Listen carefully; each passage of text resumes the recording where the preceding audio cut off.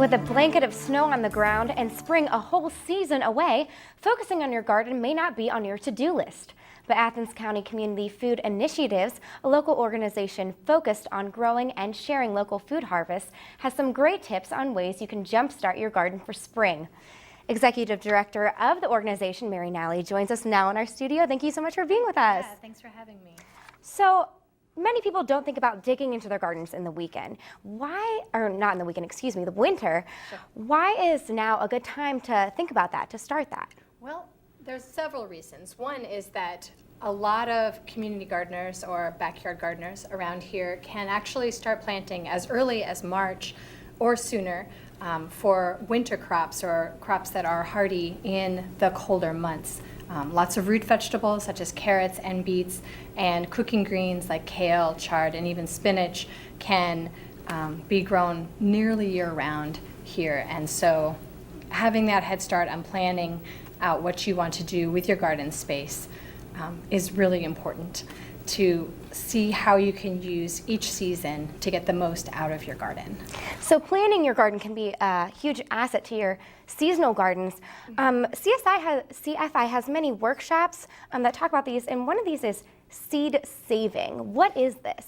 Right, so seed saving is something that you can do with any heirloom variety crop or non-hybridized crop that you grow. So you can't do with everything. Just if you buy a seed packet, it might not be seeds that you can save, but otherwise you can save the seeds from a plant one year. Say you grow some really fantastic tomatoes and you want to be able to use those same tomatoes the next year. You can actually save the seeds from them and then use those seeds the following season.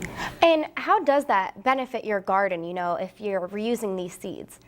Well, there's several things that happen. One is that it saves you money because then you don't have to keep going out and buying new seeds or plant starts. But it also helps the diversity of what grows here when you have someone who's been saving seeds and using those same seeds over a long period of time. You actually develop a plant strand that is much stronger and resistant to diseases that grow in this area or the conditions in this area.